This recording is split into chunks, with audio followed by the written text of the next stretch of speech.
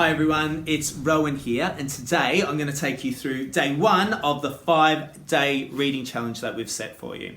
So day 1 is all about getting to know the book. So you can use a book that you've read before or a book that you've not read before. So either way, and I'll give you the different options of how you would approach the reading of that book. So the first day is just getting to know the book. So we're going to focus on the terminology associated with books. So we're going to look at the front cover. Get your child to say front cover when you show it to them. We're going to look at the back cover, and again, ask your child to repeat the words after you. We're going to look at the spine of the book as well. And then we're going to focus on the title. So the title of this book is What the Ladybird Heard. And get your child to repeat the title with you. We're then going to focus on the author, and we point to where the author is on the book. And in this case, the author's name is Julia Donaldson. And then we're going to focus on the illustrator. We can't forget the illustrator, just as important as the author in picture story books. And the illustrator's name is Lydia Monks. Talk about what the illustrator does. Talk about what the author does, so your child knows the terminology and knows what these things mean.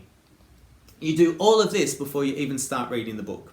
And then what I'd recommend you to do is to have a look closely at the front cover and see if we can start to make some predictions about what the book might be about based on what we can see on the front cover. So there's lots of animals on this front cover, so you might want to ask your child to tell you what animals that they can see.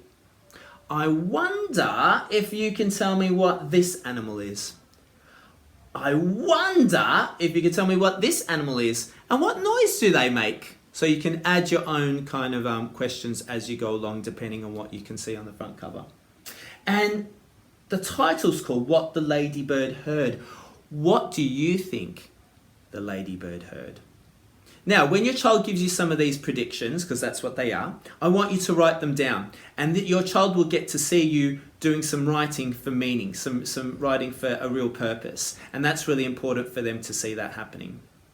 Now, once you've spent some time discussing what you think might happen in the book, and if this is a book that you've previously read with your child and they know the book, ask them to recall what happened. Can you tell me what happens in this book from start to finish? And again, write down these things to see if they can remember, because remembering is a really important skill for your child to know how to do as well.